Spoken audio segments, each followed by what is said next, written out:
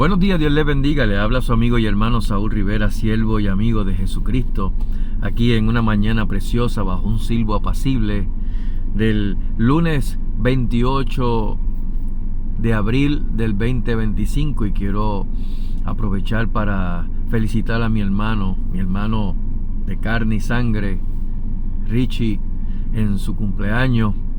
Que Jehová le bendiga y le guarde, que Jehová haga resplandecer su rostro sobre ti y tenga de ti misericordia, que Jehová alce sobre ti su rostro y ponga en ti paz.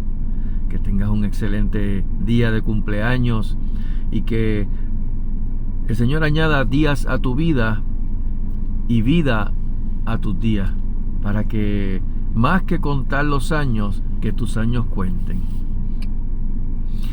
En la mañana de hoy, yo todas las mañanas chequeo la Biblia que tengo en el celular, y siempre salen los textos del día, los versos del día. Y en el día de hoy salió un verso que dentro de la cristiandad se conoce muy bien. Se encuentra en Hebreos capítulo 11, verso 1, que dice: es pues la fe, la certeza de lo que se espera, la convicción de lo que no se ve. Hay un cantautor cristiano que tiene una canción preciosísima, una alabanza con respecto al tema de la fe. Es pues la fe, la certeza de lo que esperas, es pues la fe. Y si tú le preguntas a cualquiera si tienen fe, la respuesta inmediata va a ser: pues claro que tengo fe. Sucede cualquier situación y tú le preguntas: ¿tienes fe? La respuesta de ellos, de cualquiera, va a ser: sí, tengo fe. Tengo fe. Y tú le preguntas: ¿pero fe en qué? ¿O en quién? No, yo tengo fe en que eso se va a resolver. Ok, pero ¿de dónde tú basas tu fe? Y cuando escuchas y lees Hebreos 11:1, que ese es el capítulo de los paladines de la fe, cuando dice que es pues la fe, la certeza de lo que se espera, la convicción de lo que no se ve, pues se ve como algo abstracto. Por eso es que comienza el autor o el escritor a los hebreos, a la carta a los hebreos, diciendo: por la fe entendemos haber sido constituido el universo por la palabra de Dios, de modo que lo que se ve fue hecho de lo que no se veía, porque por ella alcanzaron buen testimonio los antiguos, los que están en las escrituras en el tiempo antiguo. Y habla de la fe de Abel, de la fe de Enoc, de la fe de Noé, de la fe de Abraham, habla de la fe de Sara, habla también de Isaac, de Moisés, de José, de Jacob. Habla hasta de una muchacha, a ver si lo encuentro por ahí, llamada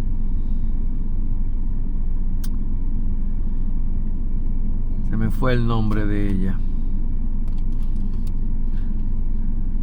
Rahab. Por la fe sigue hablando de Gedeón, de Barak, de Sansón, de Jefté, de David, de Samuel. Y fíjate que al final de esto dice: y todos estos, aunque alcanzaron buen testimonio mediante la fe, no recibieron lo prometido, proveyendo Dios alguna cosa mejor para nosotros, para que no fuesen ellos perfeccionados aparte de nosotros. Esa es la otra cara de la fe. Por eso es que cuando tú le preguntas a las personas: sí, ¿en qué tú tienes fe? Pues yo tengo fe en que va a hacer las cosas. O algunos dicen: yo tengo fe en la fe.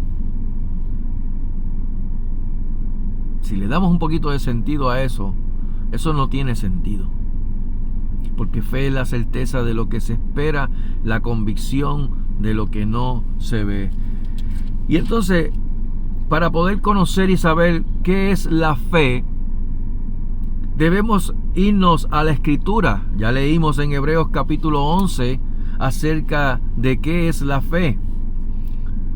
Y en el capítulo 12, el escritor y el Señor nos dice en esta hora: puesto los ojos en Jesús, el autor y consumador de la fe. Puesto los ojos en Jesús. Fíjate que él comienza diciendo en el capítulo 12 que teniendo nosotros en derredor nuestro tan grande nube de testigos. ¿Quiénes? Todos estos nombres que mencioné en el capítulo 11. Despojémonos de todo peso, y también menciona del pecado que nos asedia, y corramos con paciencia la carrera que tenemos por delante. Y ahí menciona: pon los ojos en Jesús, el autor y consumador de la fe. Cuando a mí mencionan esto, yo le pregunto, ok, ¿cómo yo pongo mis ojos en Jesús? Porque la Escritura dice que Jesús está a la diestra del Padre, y que Él dejó al Espíritu Santo, el Consolador, el Espíritu de verdad, el cual te va a guiar a toda verdad y a toda justicia. Entonces, ¿cómo yo pongo mis ojos en Jesús? ¿O cómo yo sé que yo tengo mis ojos puestos en Jesucristo, el autor y consumador de la fe? Son preguntas que tal vez alguien que pueda analizar un poco se la va a hacer también, porque no es porque me lo diga fulano o mengano, no. Y la Escritura, cuando da las cosas, las da con un fundamento cimentado en la roca que es Cristo.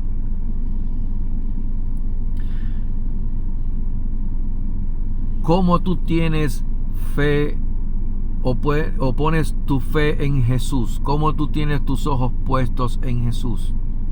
¿Cómo sabes que tienes tus ojos puestos en Jesús? Romanos capítulo 10, verso 17. El apóstol Pablo, escribiéndole a los cristianos en Roma, y les dice, oye, estas personas a las cuales se le habla no conocen nada de la Escritura, no conocen nada del Señor. Y hace el acercamiento para que las personas pues puedan ver que el propósito de la ley de Dios es llevarte a Cristo. Romanos capítulo 10, verso 4, porque el fin, el propósito, la meta, el objetivo de la ley es Cristo para justicia a todo aquel que cree. Y entonces sigue y viene y le pregunta el apóstol Pablo a la iglesia: ¿cómo pues invocarán a aquel en el cual no han creído? ¿Cómo creerán en aquel de quien no han oído? ¿Y cómo oirán si no hay quien les predique? ¿Y cómo predicarán si no fueren enviados? Entonces hace una exclamación, como está escrito: cuán hermoso son los pies de los que anuncian la paz, de los que anuncian buenas nuevas. Isaías 52. Pero hace una aclaración: mas no todos obedecieron. Y aquí es que viene la respuesta a Hebreos 12:2, cuando dice: puesto los ojos en Jesús, el autor y consumador de la fe. La respuesta a la pregunta: ¿cómo yo sé que tengo mis ojos puestos en Jesús, el autor y consumador de la fe? Y el apóstol Pablo le dice a la iglesia en Roma: así que la fe es por el oír, y el oír por la palabra de Dios. Dicho esto,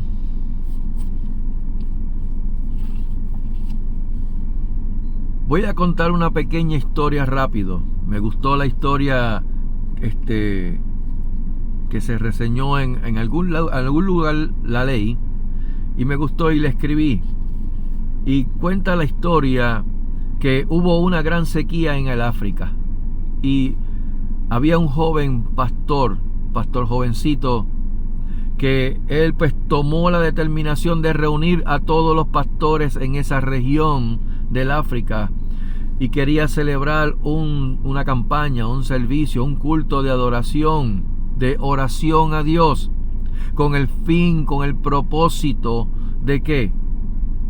De orarle a Dios para que detuviera una sequía que había en esa región y enviara la lluvia. Esto me acuerda cuando Elías dijo por su boca que no llovería por 3 años. Y Dios respaldó su palabra. Y el pueblo se desesperó. Y entonces oró a Dios. Cuando el pueblo se humilló, oró a Dios para que cayera lluvia, cesara la sequía.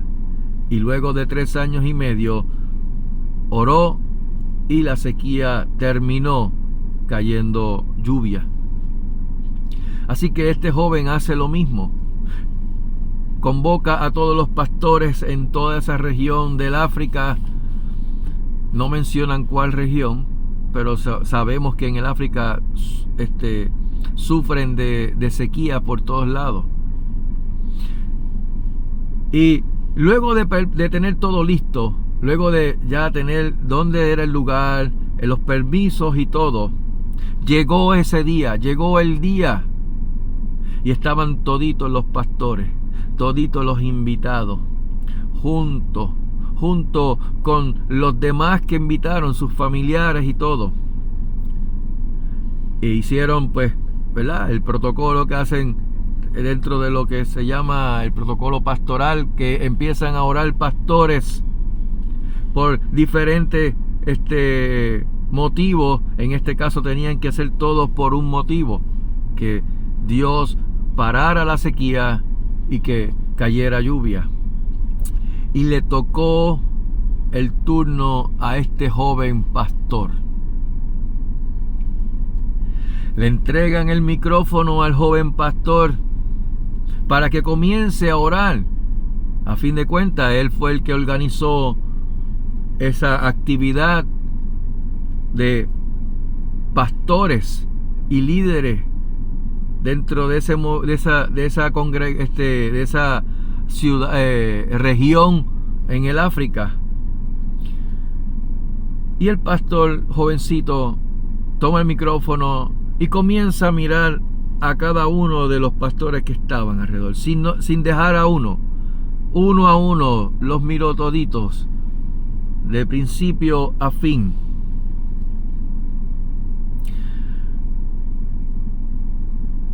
Luego de mirarlos, toma su micrófono y, alzando su mirada al cielo, este joven pastor clamó a viva voz diciendo: Padre, aumentanos la fe, aumenta nuestra fe. Se detuvo, entregó el micrófono y se bajó de la tarima. Los pastores quedaron asombrados. Esto me parece también cuando Jesús le tocó abrir el rollo y abrió el rollo en Isaías, cuando hablaba acerca de él, pero no terminó de leer y simplemente enrolló el pergamino y paró de leer, y todos quedaron atónitos pensando: ¿pero qué le pasa? ¿Por qué no termina de leer? Así mismo le pasó a estos pastores. Se quedaron como dice, con un espíritu de estupor, asombrado. Pero, ok. Y se enojaron con el pastor joven. Se enojaron porque, ¿qué fue esa oración? Padre, aumenta nuestra fe. Pero este muchacho se volvió loco. No dijo absolutamente nada de la sequía. Ni siquiera le pidió a Dios, al menos, Padre, envía una nubecita cargadita de agua. No dijo nada.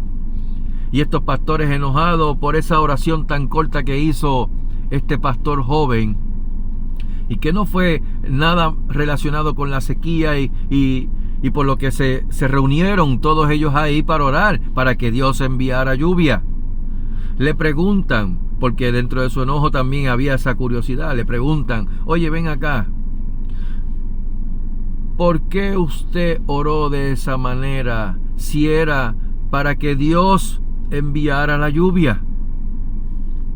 Y la respuesta de este joven, que es la que quiero llevarle en el día de hoy, a pastores, líderes conciliares,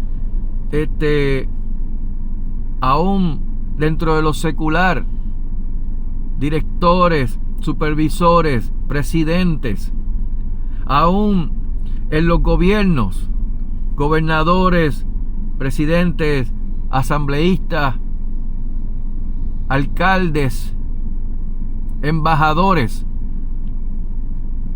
La pregunta que este joven le respondió fue: ¿cómo puedo pedirle a Dios por lluvia si tan siquiera ninguno de ustedes, ninguno, vinieron a este lugar preparados con paraguas para poder recibir la lluvia? ¿Cómo puedo pedirle a Dios por lluvia si ustedes no tienen fe? No vinieron preparados en fe. No tuvieron fe. Hago un paréntesis. Dije al principio, es pues la fe la certeza de lo que se espera, la convicción de lo que no se ve. Y mencioné que pongamos los ojos en Jesús, el autor y consumador de la fe. Entonces, ¿qué pasó con estos pastores? ¿Qué pasa con la gente, con los líderes, con los gobernantes, con los que Dios tiene puesto en posiciones? Sencillo. Evalúen, analicen. Porque la Biblia dice, puesto los ojos en Jesús, el autor y consumador de la fe. Pero también la Escritura dice, así que la fe es por el oír. Y el oír por la palabra de Dios. Entonces, ¿dónde está puesta tu fe? ¿En tus conceptos preconcebidos, en tus pensamientos o en tus ideales, o en la palabra de Dios? Pon los ojos en Jesús, el autor y consumador de la fe. Porque la fe viene por el oír y el oír por la palabra de Dios. En otras palabras, pon tu fe en la palabra de Dios, la Biblia, la Escritura. Porque toda la Escritura es inspirada por Dios y útil. ¿Para qué? Para enseñar, para corregir, para redarguir, para instruir en justicia al hombre de Dios, para que sea perfecto, enteramente preparado para toda buena obra. Pero querido amigo y querida amiga, gobernante, presidente, asambleísta, alcalde, supervisor, director, todos los que están en una posición secular, tal vez de trabajo, si en tu corazón Jesucristo no es el Señor de tu vida, no te vistas que no va. No te vistas que no va. Tiene que haber arrepentimiento de tu corazón primero. arrepentimiento genuino. Dice la Escritura que los sacrificios de Dios son el espíritu quebrantado, al corazón contrito y humillado, no despreciarás tú, oh Dios. Y cuando tú vienes en un corazón arrepentido, genuinamente, honestamente, íntegramente, de corazón, sincero, el Señor, que conoce tu corazón, va a alcanzarte con su misericordia y su gracia, que es Jesucristo, te va a salvar.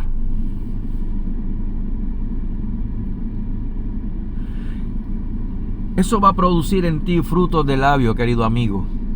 Frutos de labio que confiese el nombre de Jesucristo. Porque mencioné en el libro de Romanos capítulo 10 acerca de que la fe es por el oír y el oír por la palabra de Dios. Que no pueden invocar si no hay si no creen en la persona que están invocando. Y no pueden creer si no se les habla del Evangelio.